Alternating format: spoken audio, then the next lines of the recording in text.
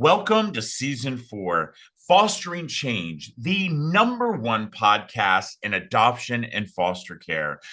Each week we speak to the most amazing good humans about topics that touch each and every one of us. If you have a guest suggestion or interested in sponsoring our podcast, please visit us at fosteringchange@comfortcases.org. Now, sit back, enjoy, learn, get motivated, and let's speak to some fascinating guests. Well, you know what? It's so hard to believe that we are here at another episode of Fostering Change. I have been so lucky that in the last 4 seasons, I have met some amazing people. I have read some incredible books. I have been able to have the opportunity that I've always wanted, which is to have a conversation. And, having a conversation, I truly do believe, changes our community in so many ways. Years ago, I was able to meet our next guest, and I actually met her because, one, her brother actually is the one who put my book out of Forever Family, but she had a book out that I absolutely fell in love with. And so I had to have her on. We talked about her book, and I said to her, I was going to have her back, and I'm glad that today is the day. Sharlee Jeter, welcome to Fostering Change. Thank you for having me back. I'm so excited. First of all, I want to say congratulations. Congratulations. You just received an award that I was just matter of fact, I had to look up about it because I was so intrigued. But can you tell our listeners and our viewers exactly the award that you just received, and was held at the Lincoln Center? Yeah, it was for 100 Black Men, the organization. It's a nationwide organization. They do amazing work to support young Black men in the community and helping them along their path to success. And I've known about them ever since, for many, many years. And so to get the email from them asking if they could honor me at their event was just super humbling. I was so appreciative. And then when I got there, I realized it was the Jackie Robinson Community Award, which even touched me more. So I was really excited and just humbled to be standing up there with so many amazing people in the community. Yeah, you know what? I always think it's kind of really amazing when I see people that truly deserve the award, and you truly do. You are definitely what I consider a doer. And doers do. The fact is, for me as a dad, I have 5 kids, and 4 of my kids being kids of color, especially, 3 of my boys. It's nice to know that there's organizations out there, because no matter what anyone says, I remind people all the time, when people look at my skin color, they actually want to know my credit score. When they look at my boys, they want to know what they're going to steal or what they're going to take. And so I love the fact that there's an organization that's lifting up our children who so many times need to be lifted up.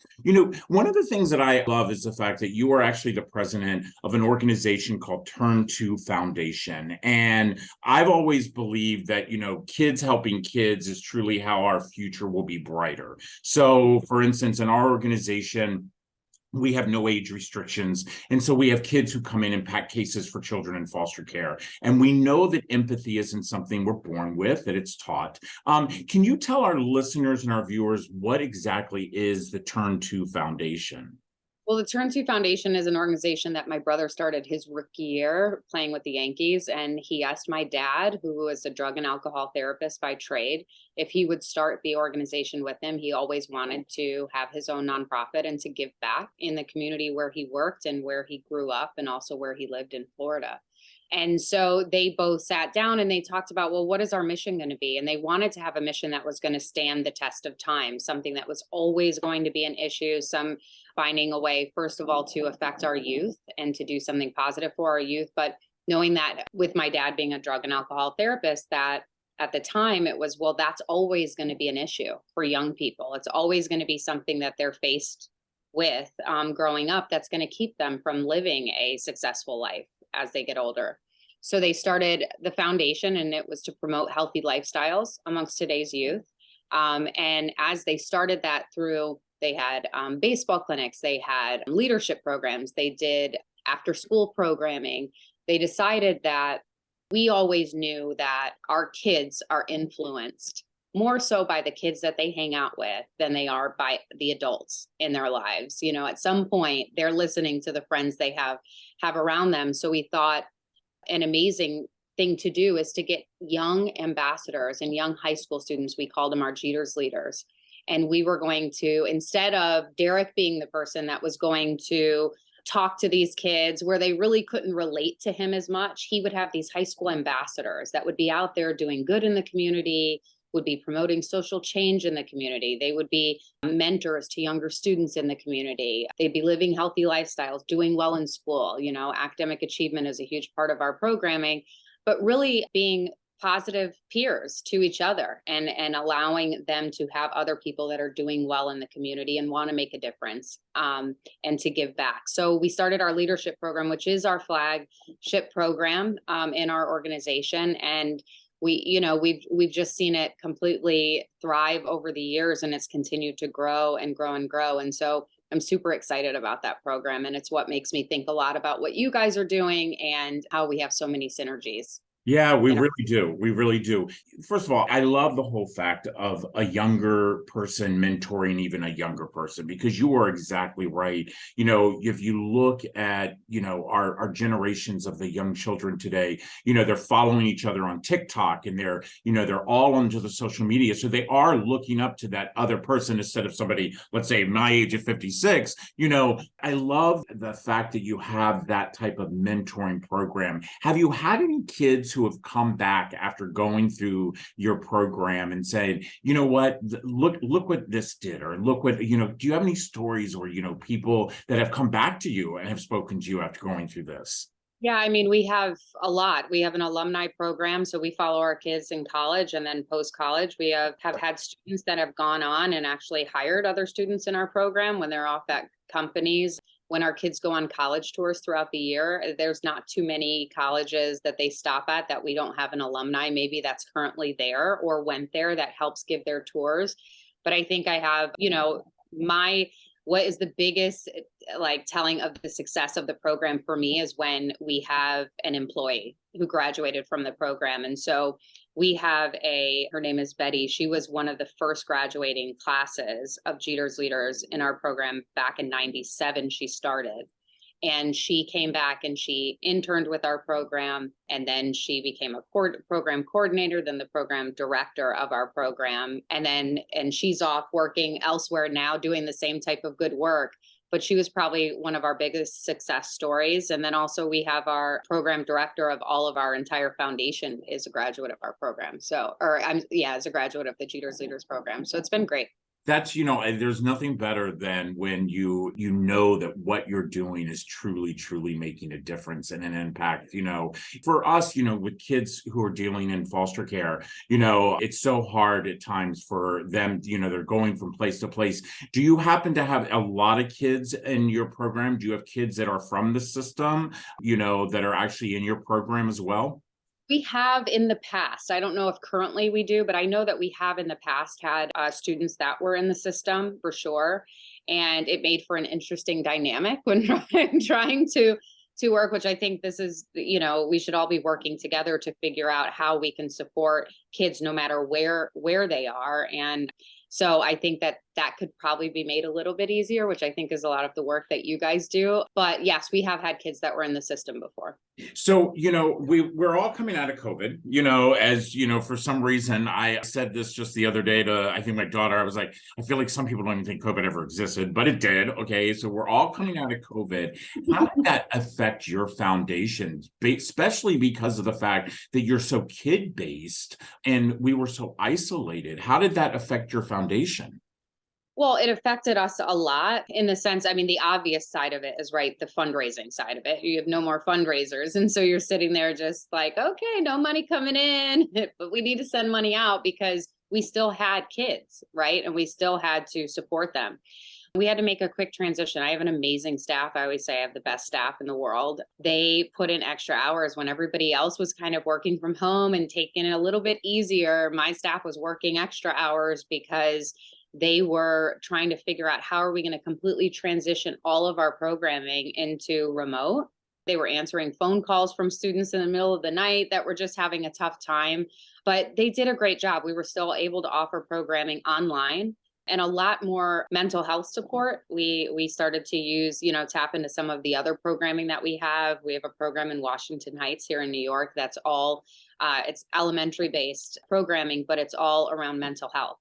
And so we were able to work with our partners there, and they would offer, online services for our students and for their families. And so we were trying to just figure out, put this whole puzzle together and figure out how we were going to keep them receiving the same programming. Yeah, because I mean, like me with a nonprofit, it was very hard. And, I remember the very beginning, it was, like you, I feel I have the best staff in the world. We rolled our sleeves up because kids were still coming into foster care. And yep. You and I still had to continue to do the work, and we weren't able to, stay at home.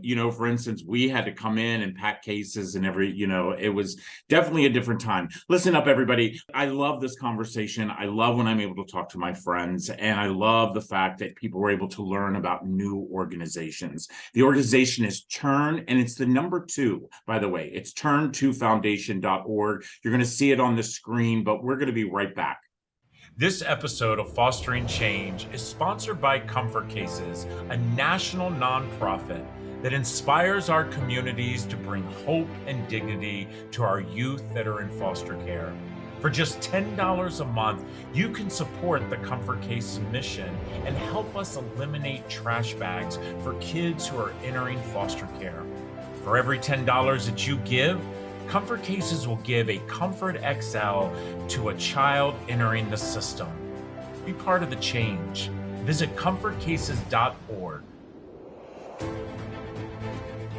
Well, sometimes you just start to talk and there's a break, and then you just keep on going because it's been a while since you've caught up with your friend. And that's exactly what's happened with me and my friend Sharlee. Listen, I want to talk about the thing that is normally it's the bubble that nobody wants to talk about, and that is funding. As nonprofits, one of the things that has always bothered me, and by the way, I come from the banking side of the world for 28 years.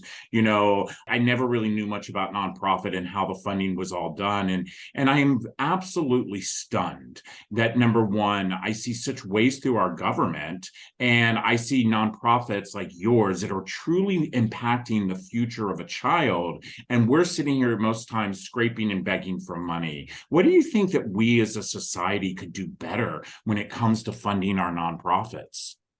Well, I think that's a loaded question. I do a lot of discussions around this, and I do a lot of talking to different companies as well, just about how right now we're in a time, especially during COVID, there was a lot of talk and with all the things that were going on in this country. And we were actually having conversations around diversifying the workforce. And so when I'm meeting with people, especially in companies, because that's where you get a lot of, well, in my situation, that's where a lot of our funding comes from. And they talk to me about, diversifying and getting kids from all different backgrounds and how important it is. And then I say, okay, well, then write us a check, because we're the ones who are preparing those kids to get to you. And so I think that, this is funding our organizations is actually allowing the world overall to be better, to be more well-rounded, to include kids who are brilliant from all different backgrounds. And so I think it's very, very important. Yeah, and we work really, really hard to get this funding. And to me, it's such a no-brainer that this is where money should be going towards, and supporting organizations that are really doing the work to prepare our young people to be amazing citizens in the future. Yeah, I always say this, back in the day, I used to hear older people say, invest in a child and you invest in their future. But that's truly not true. When you invest in a child, you actually invest in your future. They are our leaders of tomorrow. And to me, I feel like, especially when it comes to corporations, I do believe that corporate responsibility is to build a stronger foundation of your community. And how other way do you do that but to invest in a child? Do you often see, as you were saying, earlier in our first segment, we were talking about, kids going to the colleges and you have alumni. Do you often see where, let's say that, for instance, I have 5 kids. I have one child she's just like, Dad, I don't know if college is for me. Do you all work on other ways for kids to, continue on this span with you all through trade schools or things like that? So we focus mainly, our main focus is college, and that's for a number of reasons. But, we have had some kids who have gone off to the service right after high school. We really push the college experience because it's not just about the education that they're getting. It's really preparing them for life. And so we stay pretty focused on the college experience. All of our kids have graduated and gone off to college, and we just think that it still is a very important part of development. And really we look at college like it's just an extension of high school. You just keep going. It's not really something that we talk about as being, an optional thing for them. Right. No, and let me tell you, as a kid who never had an opportunity to go to college, growing up in the system, college is just something. When you look at kids in foster care, only 54% of them actually graduate from high school, and only 3% get a college education. And so, I am that all for, the college. As I say to my oldest son, he's 22 years old. He just finished his sophomore year in college, and I say to him, to me, it's more about that life experience, something that I never experienced. My husband did, but I didn't experience. Is more about that life experience. And I think that is so, so important. Do you ever have, we're talking back about corporations, do you ever have an opportunity where like corporations come in and say, you know what, I want to mentor this group for you. I want to come in and really, they do that. Yes, we do. We have a lot of situations where we partner with different organizations. They may give us so much money a year to support the foundation, but also we do different career days is a huge part of what we do. We try to expose our kids to as many different companies and job opportunities. We feel like, they don't even understand the fact that like you can go to a law firm. They think it's only lawyers can work at a law firm, but there's a head of diversity, and there's different positions that they would have, an HR department where they're not lawyers. They had no idea that they could have an opportunity working at a law firm and not have a law degree. And so we found out that ended up being like a huge thing to expose, especially high school students to, before they're going off to college. And we've seen a lot of our kids change what their career track is going to be what they were going to study in college after just being exposed to these companies. So we have that. And then we also have an internship program. So we work with maybe about 30 to 40 companies a year on placing paid internships, because we believe that our students, a lot of them, they can't afford to take off a summer and just do an internship and not get paid for it. We're not taking the opportunities when they were unpaid because they needed to work, and some of them needed to help support their families in the summertime. Right. So we needed paid internship opportunities for our kids, and luckily we've had them. And so we do a lot of that. And then also too, we do have like mentoring relationships where there's some steady corporate leaders that do come and they mentor our students. I love that. I absolutely love that. It makes me really, it gives me that hope again about corporations, because I think that is so, so important. But, the one thing that I love that you said is you talked about going into the law office. And, I've heard paralegals actually work harder than the attorneys do, and they don't have the law degree. So, being a paralegal, or even when you're in a doctor's office thinking, oh, it's only doctors. Well, no, it's not. Besides the nurses, there are HR directors that are there. There's so many things. And I love that. I do believe that if you take a child and you truly let them see what the whole picture is, they can find their way. They can find their way. Listen, everybody, the organization is turntofoundation.org. I am asking you to do me a big favor. I'm asking you to go to their website, and make a donation. I say this quite often. $1 equals $2. That could equal $5. And it's a difference between a child being able to go to a program like this and truly enriching their future. Enriching their future because you're enriching your future. These are kids who are going to lead us tomorrow. And what an amazing organization. Sharlee, I just want to say thank you. Thank you for being my friend. Thank you for, allowing just to call up and say, hey, come on to Fostering Change. But thank you for giving back so much, because the fact is that, you're a Jeter, and let's just, you didn't have to do this. You could have gone onto your career. You're a best-selling author, but now you have totally taken your life and you have focused on making a child's life better for tomorrow. I have one last question for you. Okay. And that is that if you had one wish, when it comes to your foundation, and let's not talk about the funding part of it, but if you had one wish about your foundation that you would want the public to know, what would that be? Oh, that's a good question. One wish. I talk about this often. I just want people to realize that the youth that we serve, and all youth, they want to do well. They want to succeed. They want to make us proud.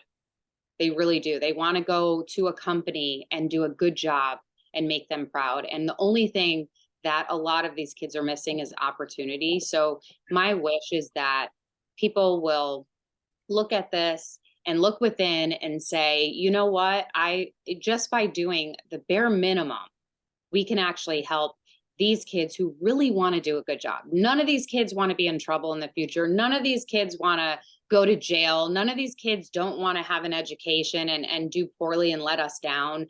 They all want to do well, and all they need is the opportunity. So I just hope that through my work with the foundation that we continue to show people that we are changing lives, and we have kids who really want to make this country proud and this world proud, and they want to give back, and they want to be good community members. Yeah, I love it. Good humans. They're good humans. Well, listen, everybody, how do you end it any other way but exactly that?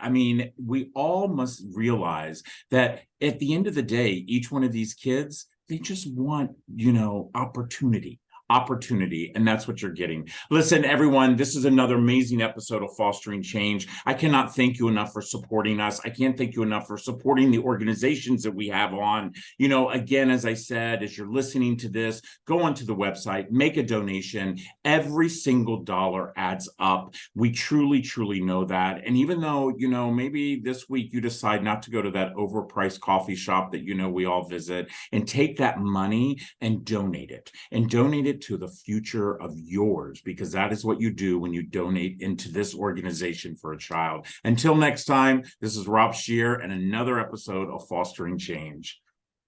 I want to say thank you to each and every one of you for listening or watching the latest episode of Fostering Change. All of us on our team hope that you've learned something new today and have been inspired to be a good human. Now, just a reminder that you can always find Fostering Change on your favorite channels on Google, Spotify, iTunes, YouTube, and others, including, of course, comfortcases.org.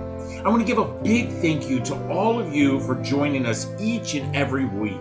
And a reminder that if you have a suggestion for a guest, or maybe you might have a question about today's podcast, or are interested in becoming a sponsor of Fostering Change, please don't hesitate to email me personally at fosteringchange@comfortcases.org. Now, that's it for now. Thanks again, and we'll see you next Tuesday. Take care.